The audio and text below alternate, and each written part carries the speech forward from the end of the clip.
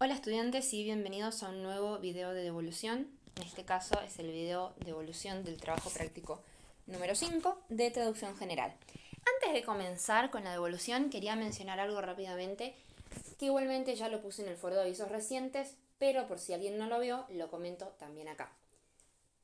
Han habido muchas consultas pidiendo una prórroga, es decir, una extensión en el plazo de entrega del último trabajo práctico, de este. La respuesta es no, y lo voy a decir muy brevemente: no se conceden prórrogas a menos que ustedes tengan un certificado firmado por algún profesional, como por ejemplo un certificado médico firmado por un profesional de la salud, en el que se aclara que ustedes en esa semana del trabajo práctico no estuvieron en condiciones de hacerlo y entregarlo. Como por ejemplo, si estuvieron internados o si justo en el momento de entrega el domingo estuvieron, por ejemplo, en la guardia de emergencias. Esos son los únicos casos en los que se puede llegar a considerar y no los tramitan a través de mí, sino que se van a comunicar con dirección, van a explicar su situación, van a explicar y a proveer los documentos que dicen que ustedes no estaban en condiciones, y a partir de ahí dirección va a considerar si les dan una prórroga o no. Seguramente ellos van a tener en cuenta si ustedes están en una situación límite en donde un trabajo práctico realmente les marca la diferencia o no. Y a esto lo último que le quiero agregar es que perderse un trabajo práctico no significa automáticamente desaprobar la materia. Hay muchos trabajos prácticos y ustedes tienen que aprobar el 60%, es decir, la mitad de los trabajos prácticos más uno, para poder rendir el parcial y estar en condiciones. Así que perderse uno no hace la diferencia, y quiero que se queden tranquilos con eso, ¿sí? Si se pierden un trabajo práctico, no pasa nada, hagan el siguiente, traten de no perderse 5 o 6 trabajos prácticos, porque ahí se complica un poco más la situación. Ahora sí, vamos a la devolución. ¿Qué quiero señalar? Les voy a señalar, como siempre, los errores más frecuentes que aparecieron en las traducciones para que ustedes los puedan revisar y mejorar de cara a las futuras entregas. Lo primero que he notado es una excesiva dependencia de las estructuras del inglés. En varios casos las traducciones quedaron demasiado pegadas al texto fuente. Este es un error de interferencia del código lingüístico. Y eso produjo construcciones poco naturales en el español. Así que les pido por favor que recuerden que al momento de traducir ustedes no están copiando estructuras, sino que están produciendo un texto funcional y natural en la lengua meta. Después he notado una falta de lectura atenta del material teórico y de las consignas. Muchas decisiones problemáticas se podrían haber evitado si ustedes consultaban las fuentes de documentación y si prestaban atención al encargo de traducción. Y después he notado problemas de tenor y de registro. Es decir, hablar de forma muy coloquial, ¿sí? Podríamos decir, en el trabajo práctico cuando no corresponde. Este registro demasiado bajo o coloquial no coincide con el contexto, con el encargo que se le solicita. Y eso demuestra una grave falta de atención al encargo de traducción y en general a la situación comunicativa específica en donde ocurre este texto. Bien, la idea de vuelta de la devolución no es solamente marcarle errores, sino ayudarlos como siempre a desarrollar una mayor autonomía en la toma de decisiones traductoras y en el uso de fuentes de documentación, que es lo que nosotros últimamente estamos trabajando un montón. Así que yo quiero que ustedes se acostumbren a utilizar las fuentes de documentación. Estamos en una era en donde documentarnos es facilísimo y rapidísimo, ¿sí? No es como antes, que había que sentarse un rato largo con enciclopedias, con diccionarios. Ahora, con las formas de búsqueda que tenemos en el internet, podemos obtener fuentes confiables en 5 minutos o menos. El texto que tenían esta semana era The Intermittency Problem. Tengo que admitir que no es el texto más fácil con el que hemos trabajado, pero tampoco es el más difícil. Como siempre, tenían una guía didáctica en el que se aclaraban términos técnicos y sus equivalentes, ¿sí? Para ayudarlos en el momento de la traducción. Teníamos redes eléctricas, centrales eléctricas, energía excedente o un excedente de energía, dependiendo de cómo algunos de ustedes lo reformularon, gigavatios o gigavatios, capacidad de almacenamiento a escala de red, almacenamiento en baterías a escala de red y el Instituto de Tecnología de Massachusetts. Tengo que admitir que con la mayoría de estos términos es evidente que no leyeron la guía didáctica o que lo reformularon de formas distintas. Si ustedes lo reformularon y estaba bien, yo les marqué como que estaba bien, no les marqué como un error, porque un poco se trata de eso también. Bueno, ¿qué les marcaba la guía didáctica? Les marcaba esta cuestión del ING, después les marcaba el uso de raya o guión, toda esa diferencia, y contaban con un recorte para leer, para poder solucionar esta parte. Y después, acá también les instaba a documentarse con el tema de la ingeniera química, que en este sentido estuvieron bastante bien. De todos los trabajos prácticos hubo solamente un trabajo práctico en el cual aparentemente no hubo una documentación y en lugar de ser ingeniera química fue un ingeniero químico, lo cual era incorrecto. Después,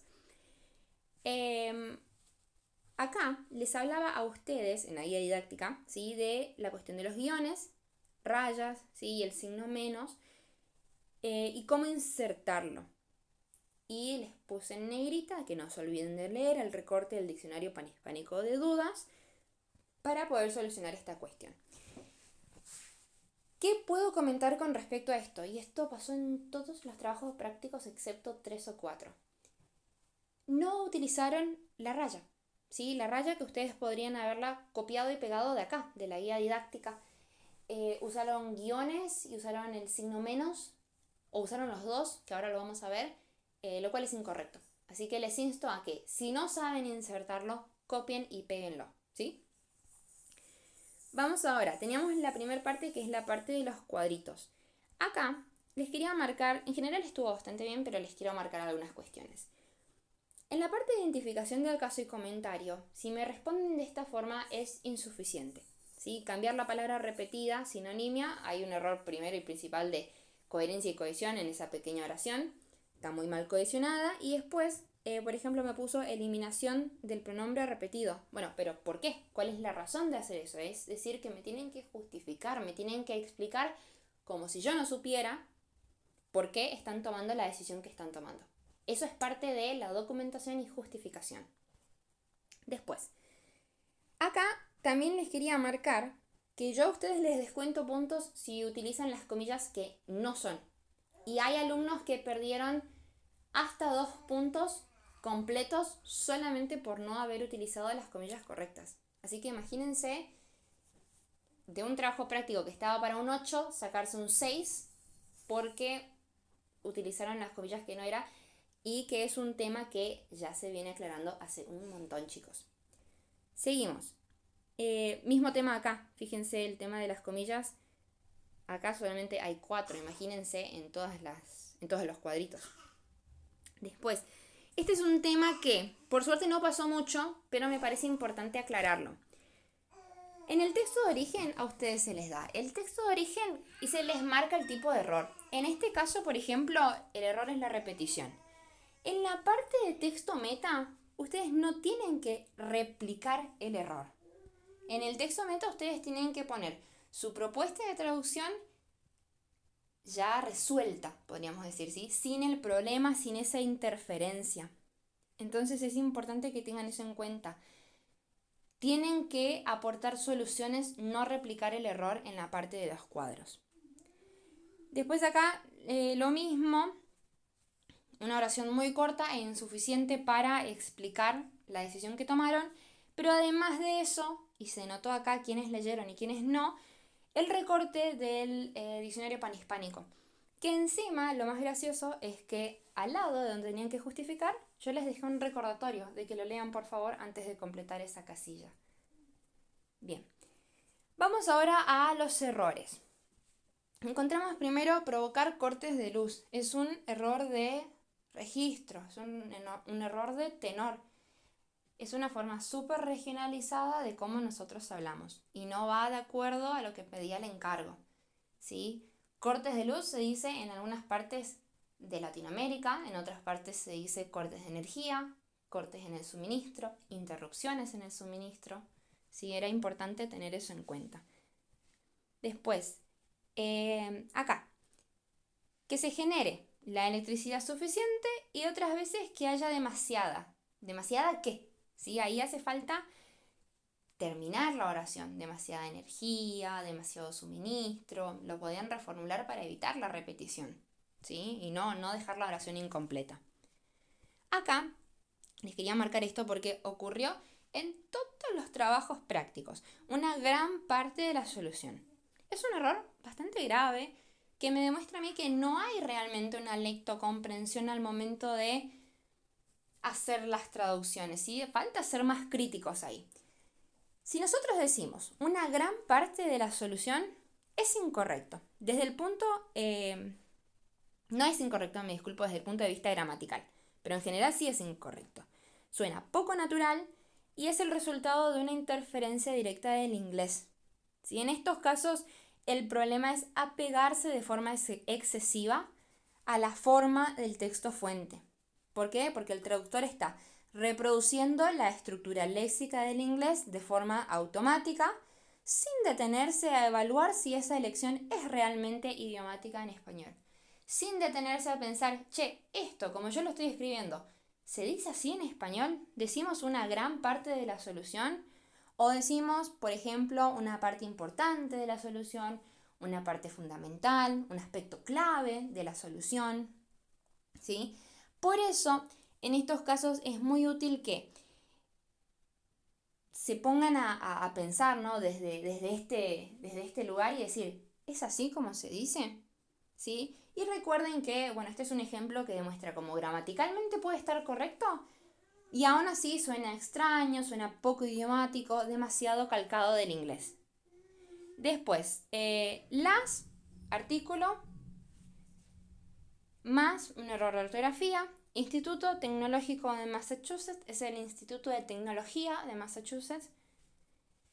Almacenamientos, ahí hay un error de concordancia, es el almacenamiento de energía. Y después, centrales eléctricas que queman combustibles fósiles. Acá, de vuelta, hay un error, porque si nosotros decimos fábricas que queman combustibles fósiles, de vuelta, no es necesariamente incorrecto desde el punto de vista gramatical, ya que efectivamente las fábricas queman combustible, pero como una parte de su proceso energético.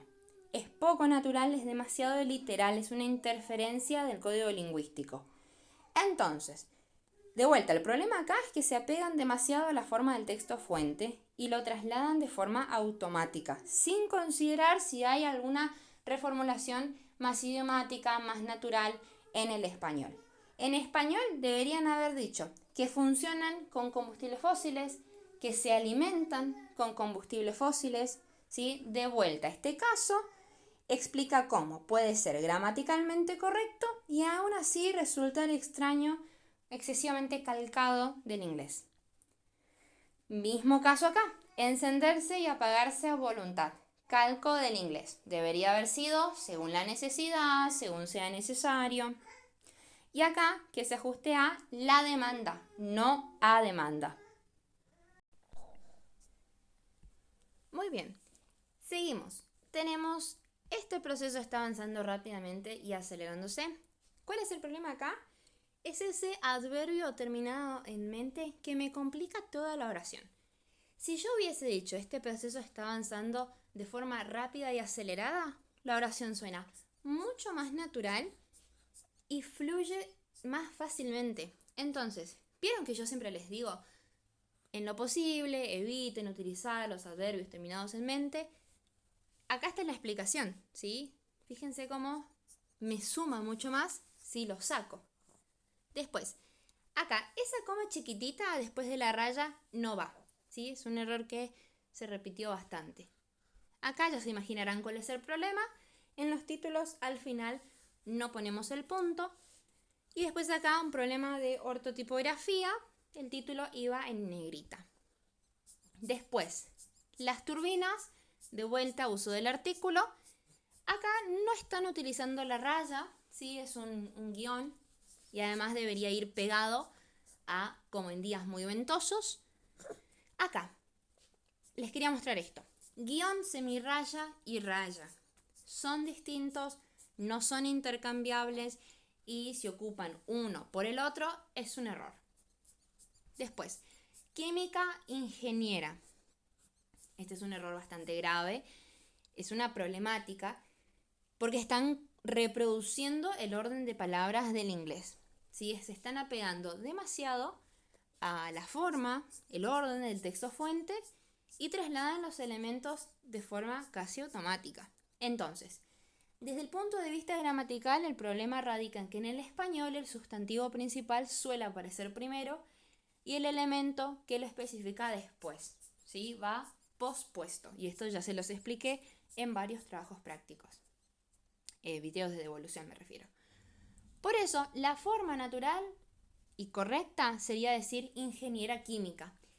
Además, si nosotros lo ponemos así, como química ingeniera, es un poco ambiguo y puede interpretarse como que es una química que además es ingeniera en lugar de una profesional en el área de ingeniería química. Hablando de eso, es de vuelta ingeniera química y no ingeniero químico. Después acá, arriesgando cortes de energía.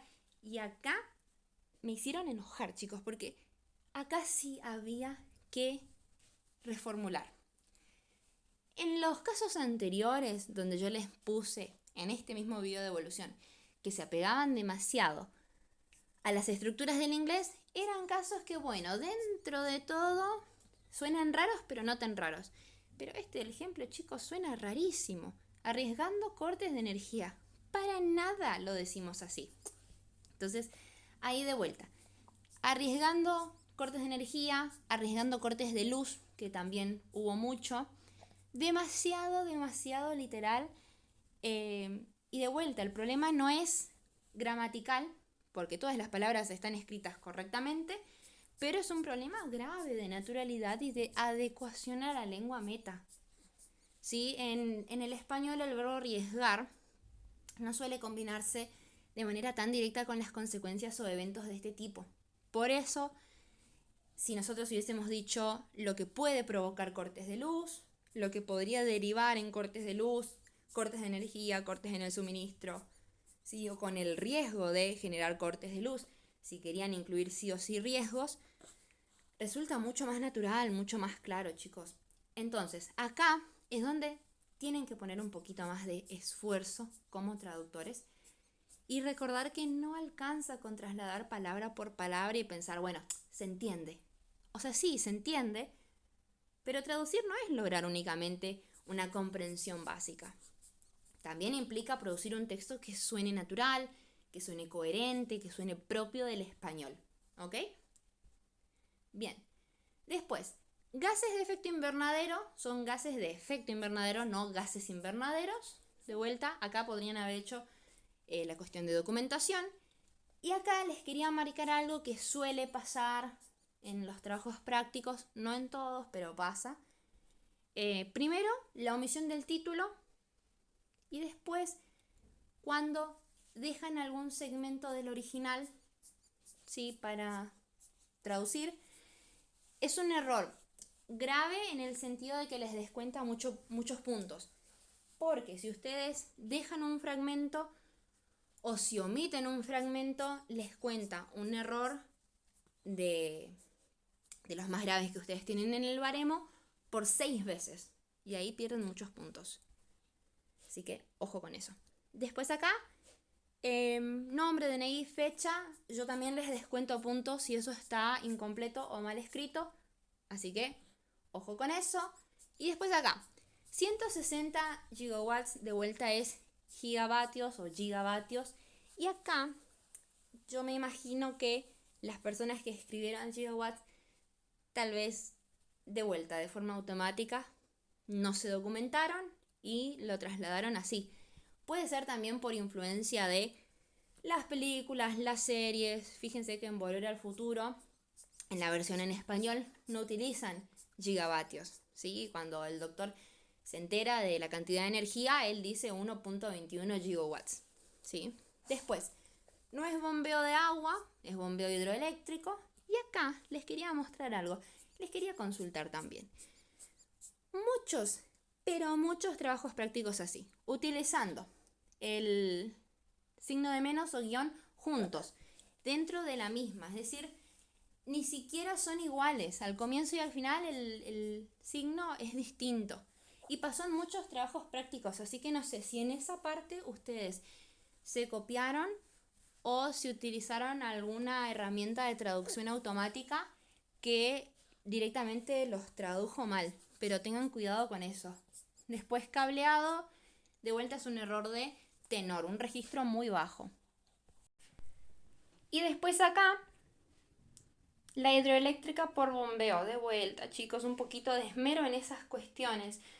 El bombeo hidroeléctrico, si nosotros decimos la hidroeléctrica por bombeo, no suena para nada natural.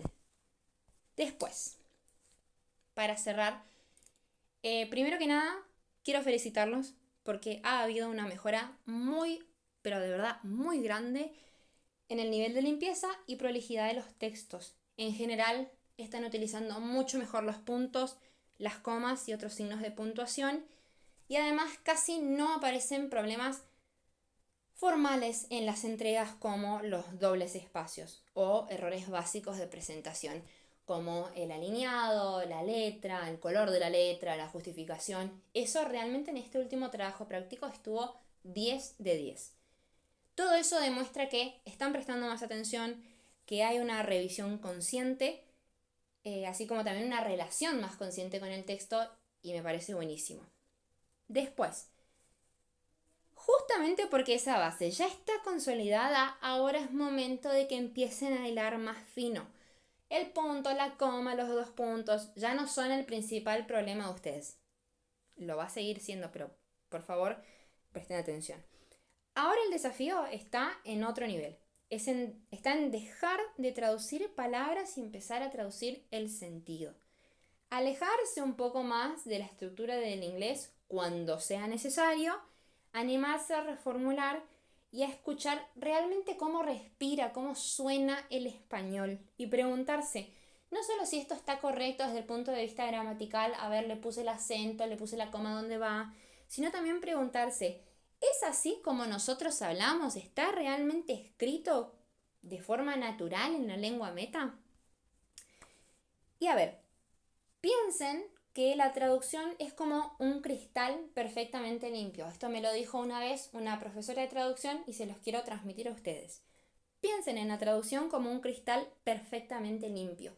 Está ahí, sostiene todo, tiene forma, es sólido, tiene una estructura, pero el lector no debería verlo, no debería ni siquiera notar su presencia, porque una buena traducción no llama la atención sobre sí misma, ¿sí? Deja que el sentido pase con claridad, ¿sí? Por eso hablamos de un cristal perfectamente limpio, sin grietas, sin opacidades y sin el peso visible del texto original detrás, ¿sí? Así que habiendo dicho esto, les deseo que tengan una muy buena semana y nos vemos en el próximo video de devolución.